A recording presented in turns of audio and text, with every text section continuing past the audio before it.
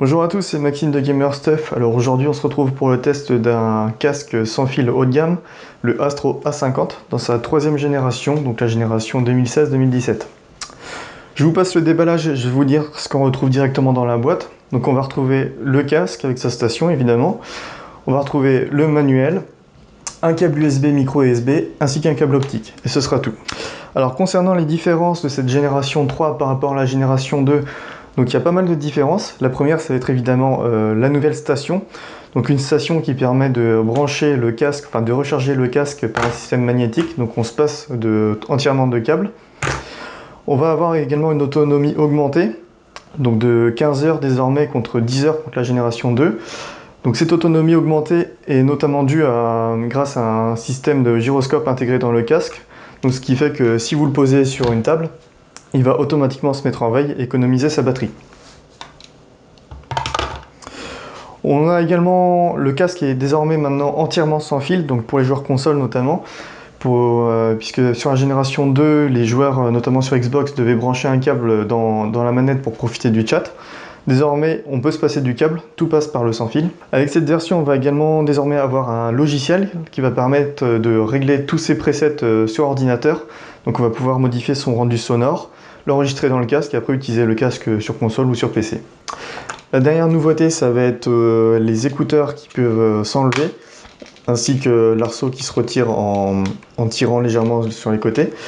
Donc on peut remplacer ces écouteurs par le mode kit proposé par Astro, donc un kit proposé à 40 € et qui contient des écouteurs en simili-cuir ainsi qu'un arceau également en simili-cuir, donc qui permettra notamment de réduire les bruits extérieurs.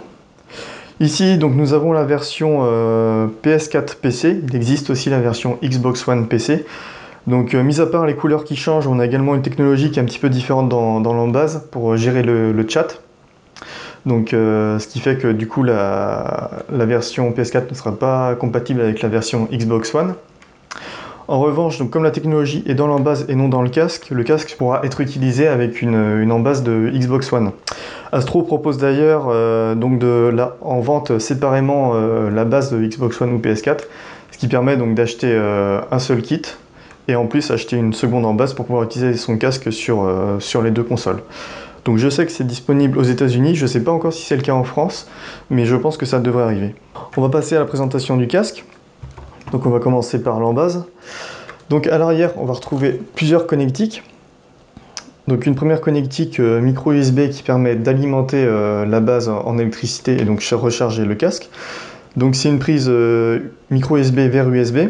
Donc mis à part le fait d'alimenter la station en électricité, ça va être également par là qu'on va récupérer le flux audio streaming, donc un flux qui va mixer à la fois l'audio du chat, le son du jeu, ainsi qu'un son externe si on le souhaite.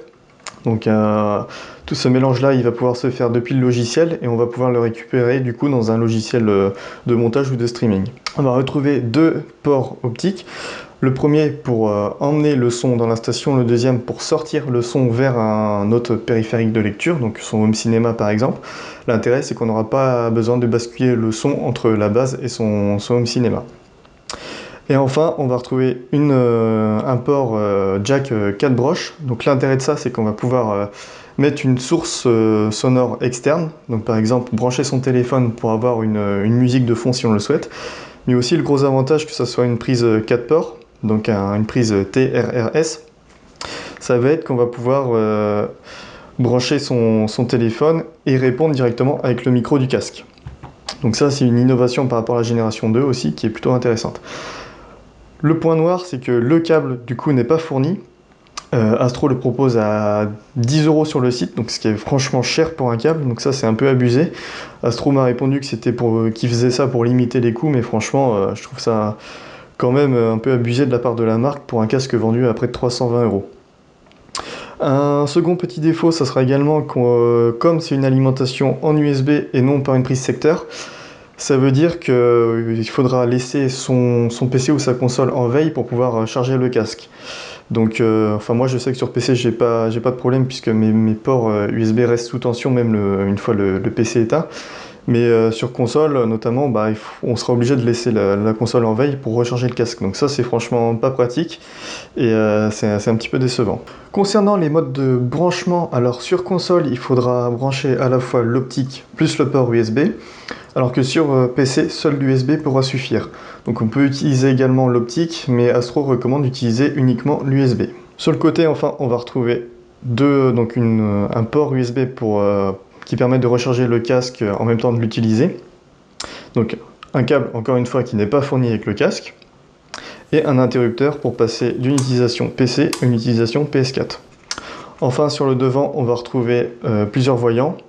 Donc un voyant pour indiquer le niveau de charge du casque et un voyant qui permet de voir si le mode Dolby est activé ou non. Continuons avec le casque. Alors le casque est quasiment le même que la génération 2. On va noter quelques petites différences au niveau des boutons et de leur emplacement. Alors on va d'abord retrouver le bouton Power au-dessus, un bouton pour activer le mode Dolby et enfin un troisième permettant de jongler entre 3 presets, donc 3 rendus audio différents que l'on pourra modifier à partir du logiciel. En dessous, on retrouve une molette pour régler le son. Et enfin, le port micro USB permettant de recharger le casque en même temps de l'utiliser. Sur l'écouteur droit, on retrouve un gros bouton permettant de régler la balance entre le volume du jeu et le volume du chat. Et sur l'oreille gauche, on n'aura rien de spécial, mis à part le micro, donc qui se coupe juste en le relevant. Donc ça, c'est plutôt pratique. Pour le reste, on retrouve exactement la même ergonomie que l'ancien casque, donc notamment avec le même système de réglage au niveau de l'arceau. Un tout petit défaut que je trouve par rapport à ce système-là, c'est que ça a tendance des fois un petit peu trop facilement glisser. Donc le fait de poser le casque et de l'enlever, en fait, ça va dérégler notre réglage. Donc c'est pas bien gênant, mais voilà, je préférais quand même le signaler. Et enfin, donc la seconde nouveauté, comme je disais, c'est les écouteurs qui sont interchangeables avec le mode kit, donc des écouteurs en cuir. Pour ce qui est du confort, c'est franchement très bon. Bon, le casque, comme il est sans fil, il va être un petit peu lourd. Je le trouve quand même un poil rigide, mais au final, le casque ne bouge pas sur la tête. Les écouteurs sont bien rembourrés, ce qui fait que c'est franchement confortable. On peut le porter plusieurs heures sans problème. Donc à ce niveau-là, j'ai rien à dire. Franchement, j'ai pu le porter sans souci. Le confort est toujours là, donc un très bon point. Alors concernant la qualité son, donc on est sur un casque ouvert, enfin je dirais plus semi-ouvert parce qu'on a quand même des caches sur les écouteurs. Donc on a la sensation d'un casque ouvert, mais au final c'est pas 100% ouvert. Donc c'est quand même agréable à porter. Moi c'est vrai que je suis habitué à un Sennheiser Game One, donc un casque totalement ouvert, et c'est vrai que j'aime bien cette sensation d'ouverture, de son aéré. Et je retrouve donc ces sensations avec ce A50. En ce qui concerne la qualité son, donc on a franchement une super qualité son. Les A50 sont réputés pour ça, et ben avec cette génération 3, le résultat est toujours là. Le son est franchement excellent, on a des aigus vraiment précis. On a des graves qui sont bien profondes, bien pétantes comme il faut, mais sans écraser le reste du spectre audio. Donc c'est franchement très bon. Si je devais comparer la qualité son avec mon Sennheiser Game One, je pourrais dire que ça s'en rapproche vraiment. On a des basses peut-être un peu plus profondes, enfin on n'a pas tout à fait la même signature audio, mais niveau précision et rendu, on s'en rapproche vraiment. Donc c'est un casque qui est très bon pour le jeu, mais il sera également très bon pour écouter de la musique ou regarder des films. Enfin, donc on a 3 presets, comme je disais, 3 presets audio qui seront modifiables à partir de logiciels. Pour plus de détails, je vous renvoie vers le lien dans la description qui vous renverra vers le test écrit où j'ai fait des captures d'écran du logiciel. Comme ça, vous saurez un petit peu comment ça se passe et tout ce qu'on peut faire à partir du logiciel. Donc les presets sont modifiables depuis le logiciel, on les enregistre dans le casque et du coup c'est disponible à la fois sur console et sur PC. Donc ça c'est plutôt intéressant. On a donc également le mode Dolby, donc comme sur les anciennes versions, c'est toujours excellent. On a une bonne spatialisation, une sensation de son vraiment aéré, donc ça c'est toujours appréciable. Sinon, comme je le disais, donc Astro recommande de brancher la station sur PC uniquement en câble USB. Moi j'ai quand même essayé en USB plus optique, donc passer le son par l'optique, et j'ai trouvé donc une légère amélioration du son. Donc je sais pas si ça vient de mon setup ou si c'est juste une préférence par rapport à mes goûts, mais j'ai trouvé que le son en passant par l'optique était un petit peu meilleur, alors que Astro m'a confirmé que c'était pas possible, qu'il fallait sur PC passer en USB. Donc bon, toujours est-il que si vous passez qu'en USB, il n'y aura pas de souci, la qualité son sera bien là, mais je vous invite quand même à tester en optique pour voir un peu si vous préférez ou pas la qualité audio. Je vais terminer donc par la qualité du micro. Donc la qualité est correcte, c'est pas ce qu'il y a de mieux, mais c'est franchement bien, enfin c'est bien d'entendre par les coéquipiers, il n'y a aucun souci. Je vais vous laisser d'ailleurs un petit extrait pour que vous vous rendiez compte un peu de la qualité. Désormais vous entendez la qualité du micro du A50, donc sans modification à partir d'un logiciel. Alors cette qualité peut être légèrement retravaillée à partir du logiciel de Astro. On peut notamment modifier le rendu sonore du micro et également changer le degré de filtration des bruits extérieurs. Alors en conclusion, donc ce Astro A50 a franchement beaucoup de points forts. Le premier, ça va être la qualité son, évidemment, donc c'est des casques réputés pour ça, pour avoir une très bonne qualité sonore.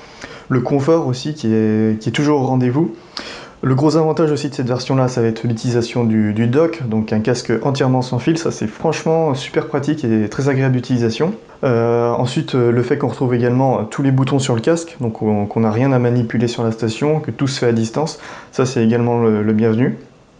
En revanche, les seuls petits défauts, donc ça va être que la station n'est pas équipée d'une prise, d'une alimentation secteur, ce qui fait que votre PC ou console devra être mise en veille pour recharger le casque, donc ça peut être embêtant. Le second petit défaut aussi, ça va être que la batterie est incorporée dans le casque et n'est pas amovible, notamment comme un style série 800 ou 840. Donc ça, à la fois, c'est pas trop gênant parce que le casque a une autonomie de 15 heures, donc il y a de quoi faire. Mais d'un autre côté, si la batterie est morte, et ben pour la changer, ça sera pas possible. Donc ça, c'est un peu dommage pour un casque quand même à ce prix-là. Également le fait qu'on n'a aucun accessoire avec, donc notamment pour le mode kit, il faut payer 40 €. Si on veut le câble pour brancher son téléphone, bah, soit on l'achète sur un autre site, soit on l'achète sur le site d'Astro, mais dans ce cas-là, il faut le payer 10 €. Pareil, on n'a pas le câble USB. Bon, c'est des petites dépenses en plus, mais franchement, qu'aurait pu être évité pour un casque à ce prix-là. Et enfin, donc son défaut, son prix quand même, parce que 320 €, c'est le prix d'une console. Donc c'est cher. Après, la qualité est là, c'est super confortable à utiliser, la qualité son est là. Mais bon, c'est quand même très cher pour un casque. Donc voilà, ça sera tout pour ce test. Alors si vous avez des questions, avant de les poser, je vous invite d'abord à lire le test que je vous laisse dans les commentaires et dans la description. Sur le test, notamment, je renvoie vers des guides, des tutoriaux Astro qui expliquent comment brancher son casque sur console, sur PC, etc., comment régler le son. J'explique aussi dans le test, je détaille le logiciel, donc voilà. Donc je vous invite quand même à faire un tour sur le test avant de poser vos questions. Et si vous reste des questions, surtout n'hésitez pas à les poser en commentaire. J'essaierai d'y répondre comme d'habitude. Et donc il ne me reste plus qu'à vous souhaiter une bonne journée ou une bonne soirée et vous dire à la prochaine.